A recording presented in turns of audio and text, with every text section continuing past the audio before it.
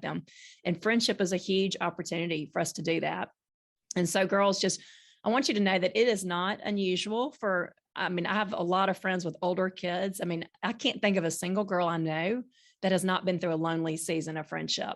At some point it's going to happen. And I know it feels like the worst thing in the world, but sometimes the silver lining in that situation is, one, it can be a really great time for you to build your relationship with your mom and your family, and to really lean into that relationship and just, thank God that you've got a mom who is there walking through that with you. And it's your mom's chance to prove that when I say I'm going to be here, even if your friends all deserted you, I'm going to be here.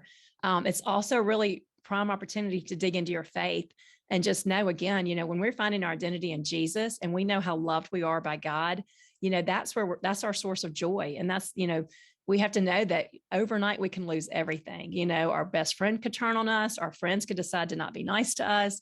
We could lose our spot on the dance team. We can lose all these things. Even your parents might disappoint you.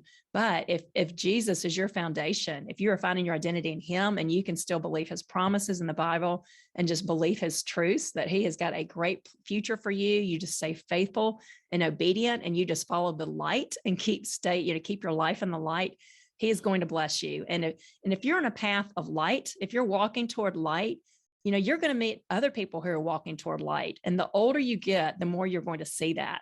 So you might feel alone in making some good choices, but if you just keep doing the right thing and trusting your mom through that, and, having that love in your life coming from somewhere, if it's not from your friends, but your family, but just keep walking toward light, then you're going to look over one day and you're going to see other kids who are walking toward light. And those are the kind of friendships you want to have.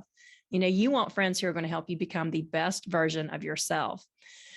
And I met this man one time at an event, and he talked about how, he always tells his daughters, he goes, I tell my daughters that if a boy ever tries to come between you and God, he wasn't sent by God.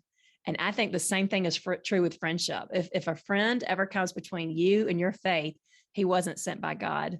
And I think, you'll know a bad influence. One, you have good instincts. We women are very intuitive. We know when somebody's not good for us.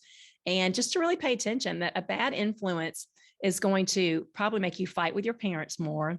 A bad influence is going to cause division in the relationships with the people who love you most, like your parents and your best friends who've been there for 10 years.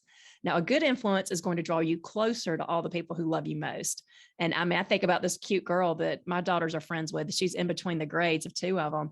And one night she was over here and she's sitting on the countertop and she's just engaging all four sisters, and so she makes us laugh as a family and she's drawing us all closer. And that's a good influence, somebody who brings everyone into the conversation.